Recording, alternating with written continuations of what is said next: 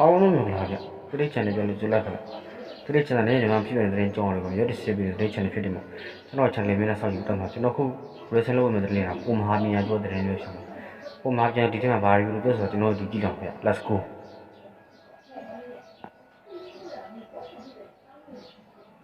ဒူးချုပ်ကနေပြီးတော့တက်ချုပ်ကိုအာဏာသိမ်းတဲ့ဖြစ်ရက်ကမြန်မာနိုင်ငံမှာမရှိခဲ့တာပေါ့။မြန်မာနိုင်ငံမှာရှိခဲ့ဦးပါတယ်။ဒါပေမဲ့2021ကနေ25အတွင်းမှာ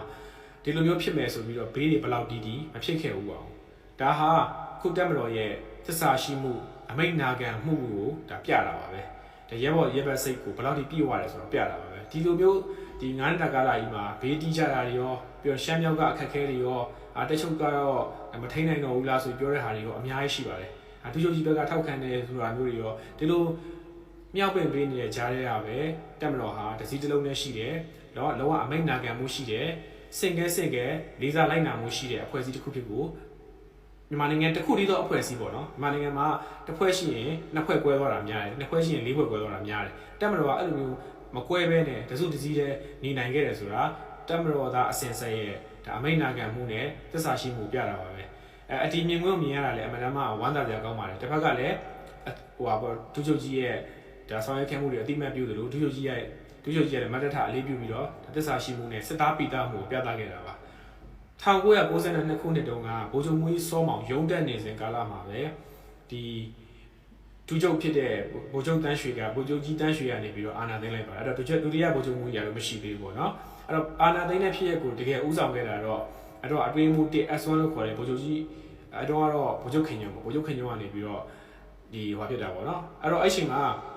အားလုံးစိုးရိမ်ကြတာပေါ့ဒီဗိုလ်ချုပ်မူကြီးစောမောင်ကစိတ်ဆိုးပြီးတော့ပေါ့နော်သူ့ရဲ့ဒီခါမှရှိရဲ့ pistol ထုတ်ပြီးတော့အကုန်လိုက်ပစ်နေဘယ်လိုလုပ်မလဲ pistol လား6လုံးပြူလားမသိဘူးအဲ့တော့6လုံးပြူထင်တယ်အဲ့တော့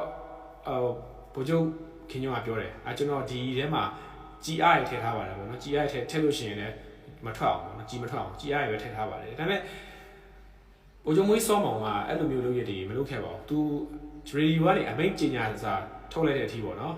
ဗိုလ်ချုပ်မွေးစောမောင်ကိုကျမကြီးကအနားယူခွင့်ပေးလိုက်သည်ဆိုတာကိုပြောလိုက်တဲ့အချိန်ကာလမှာနေပဲသူဟာ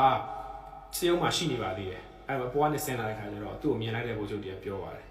ငါမြင်တဲ့ဗိုလ်ချုပ်မဟုတ်တော့ပါဘူးကွာတဲ့မြင်တဲ့စစ်သားအလေးထားပြုတယ်ပေါ့နော်နောက်ပိုင်းမှာအဲ့စစ်သားတွေကိုလည်း post တွေပဲချိန်လိုက်တာတွေရှိတယ်လို့ကြားပါတယ်အဲ့တော့နောက်တော့အဲ့ချိန်မှာဒူးချုပ်ဖြစ်တဲ့ဗိုလ်ချုပ်တန်းရွှေကဗိုလ်ချုပ်မူကြီးတန်းရွှေဖြစ်လာခဲ့တာပေါ့နော်ဒါကတော့ဗိုလ်ချုပ်မူကြီးတန်းရွှေရဲ့နောက်16နှစ်တာမြန်မာနိုင်ငံရဲ့ဒီခေါင်းဆောင်တယောက်ဖြစ်အုပ်ချုပ်မဲ့လမ်းစဉ်မှာပဲဒီလမ်းစဉ်မှာတော့လမ်းခင်းပေးခဲ့တာတော့ဗိုလ်ချုပ်ခင်ညုံပါဒါဗိုလ်ချုပ်ခင်ညုံကအဲ့လိုလမ်းခင်းပေးခဲ့တဲ့ဗိုလ်ချုပ်ခင်ညုံကဒီသူ့ဆရာဖြစ်တဲ့ဗိုလ်ချုပ်ကြီးနေဝင်းရဲ့အမိန့်ပါတာပေါ့နော်ဗိုလ်ချုပ်ကြီးနေဝင်းရတယ်ကဲလုံးလိုက်ကွာမင်းတို့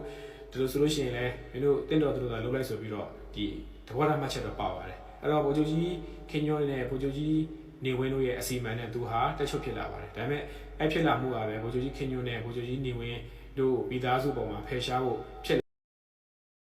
ဟုတ်ပါဘူးခုတစ်ဆက်ပဲတည်းအဲ့ဒါဗျအားလုံးကျေးဇူးတင်ပါတယ်ညောင်းနိုင်မယ်ဆိုရင်ညကြမှာစကြဗျ